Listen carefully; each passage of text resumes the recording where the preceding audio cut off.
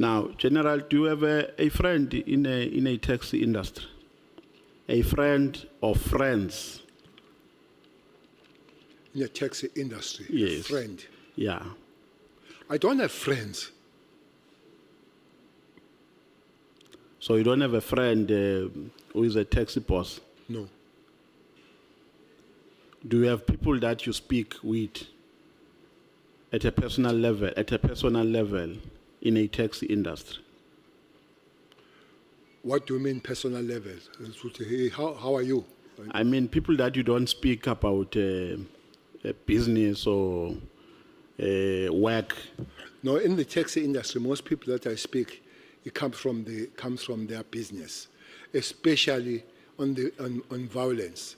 And there are quite several people that I would speak to them in terms of trying to resolve problems.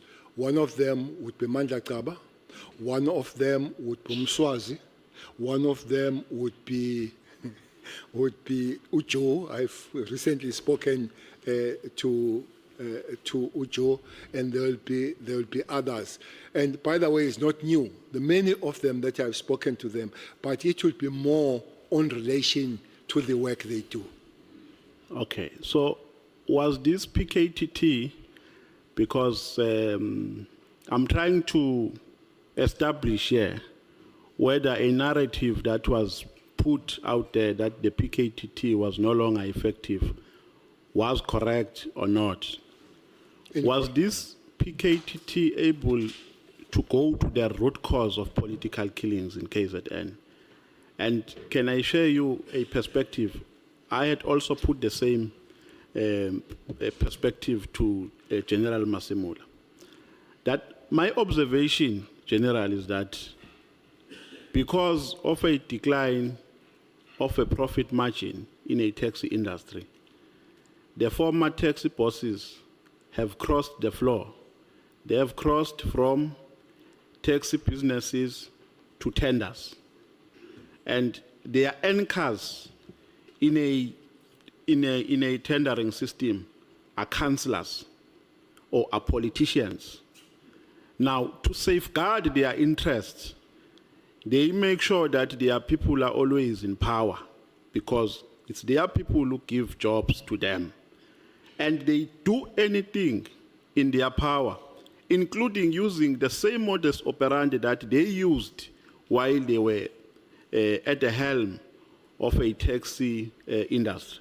They use the same modus operandi of eliminating people who appear to be a stumbling block to their business interests.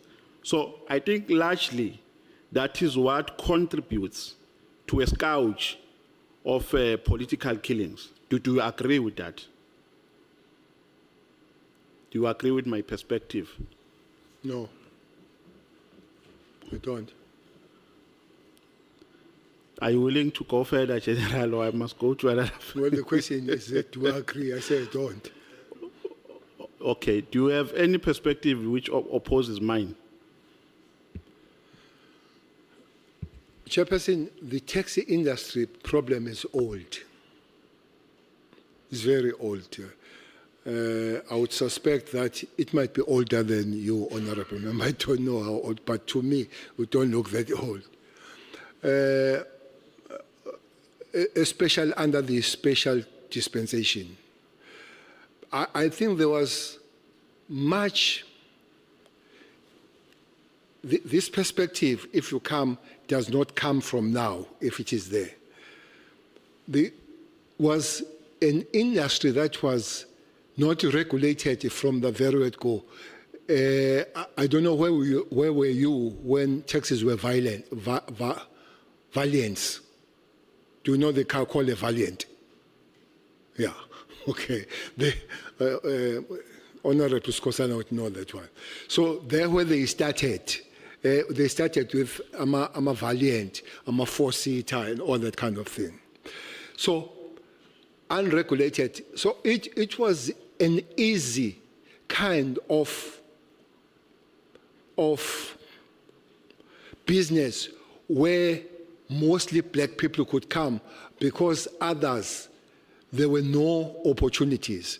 And indeed, it was allowed to go unregulated and then became the survivor of the fittest some time ago, not now, some time ago.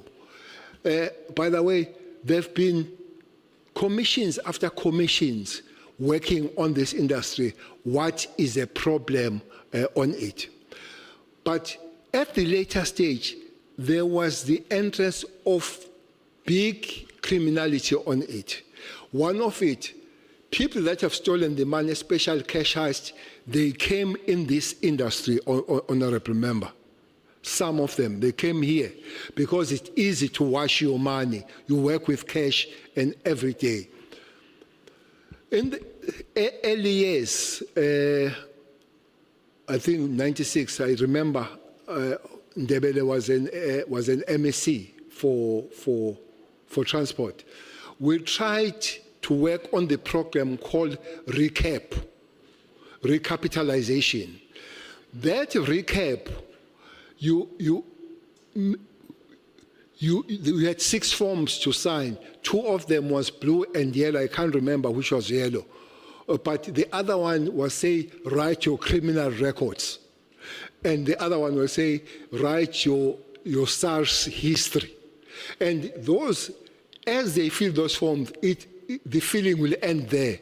They would not come on it because they wanted to continue with cash, and the cash helps to money laundering, clean, and all that. So those elements, they came on it.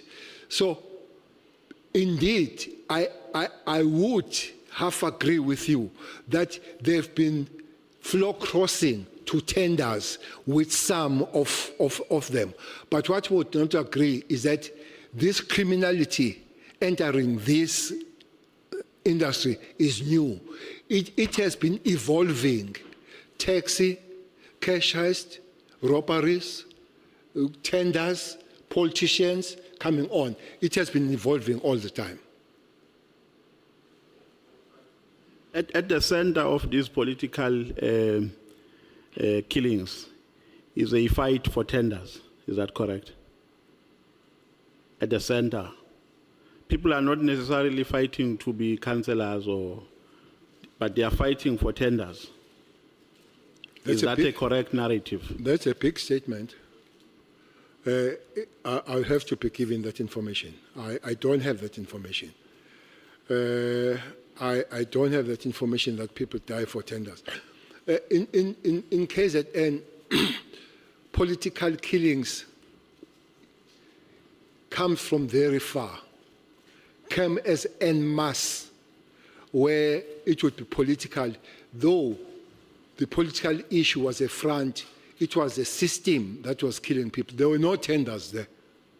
There were no tenders.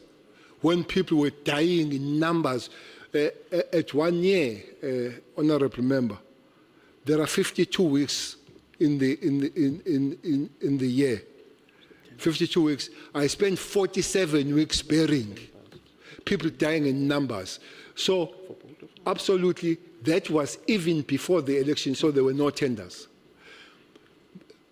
It could have been evolved, and then you say it will be tenders. But the matter, the matter of Shoba and the people that were killed on the Christmas day, there were no tenders for that. They were not killed for tenders. Okay, noted. Thanks, Makai. I think this is my second last question. General Nhlanhla Mkhwanazi said when he appeared before this committee that he thinks General Khumalo has been a target for a very long time in the SAPS. At some point, there was an attempt to assassinate him in an airport, and there was an attempt to unfairly link him with a murder of Cindy Somakak. Do you agree with those sentiments? That he has been a target? Yes. I agree. Now, I made a follow-up to that question that is he in possession of evidence which suggests that he has never been involved in a matter of Sindiso Makaka. And he said yes. And I know that during your time as a minister, they were also accounting to you for progress that they've made in some cases. And the case of Sindiso Makaka was one of the most popular cases. I don't have that information. You don't have that information. Thank you very much. The chair has indicated that I'm running out of time. Thank you, Chair. You know, Magata was a good friend of mine. And they refuse you going to the funeral. They refused me to bury him, but I pay for school fees of his children now. That's good of you. I was at the funeral, though I was not in government then. It is his time.